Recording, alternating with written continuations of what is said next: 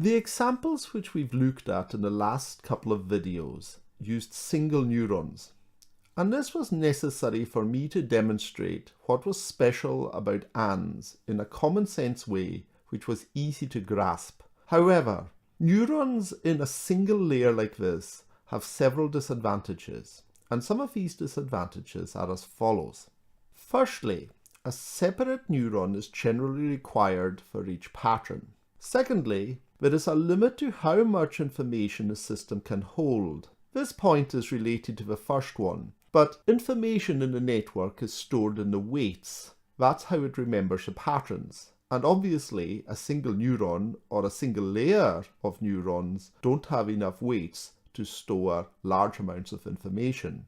Thirdly, networks of neurons with more than one layer can perform complex processing in each layer. This may not be obvious at the moment, but we'll return to it later and its importance will become apparent. Finally, and most importantly, there are some patterns which single neurons cannot recognize. And the most famous of these is the inability of a single neuron to represent an exclusive OR gate. This is shown on the screen. No matter how we set up the weights W1 and W2, it's impossible to train a neuron to produce the output O shown on the screen.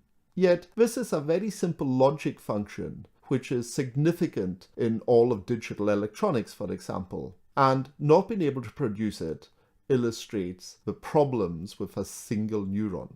This argument was one of the main points in Minsky and Pappard's book Perceptrons, which we've discussed in an earlier video. The answer to all these problems is a neural network with more than one layer of neurons. An example of this is shown on the screen. All the neurons work in the same way as before, but this time the later ones in the later layers are taking their input from previous neurons' outputs, rather than from the inputs directly from the outside world. Let's finish this video by looking at some of the terminology of these networks. The main piece of terminology we haven't come across before is probably that layers of neurons connected to previous ones, as opposed to the inputs, are called hidden layers. This is shown on the diagram on the screen. Such networks are often termed multi-layer perceptrons, or MLPs for short. Generally speaking, there is one output neuron per pattern to be recognized. So, for example, in a network designed to recognize the 26 letters of the alphabet, we would usually have 26 output neurons. Before the advent of a new network paradigm called deep learning networks during the decade following the 2010s, most networks like these had no more than 3 layers. We'll discuss this aspect later in the course.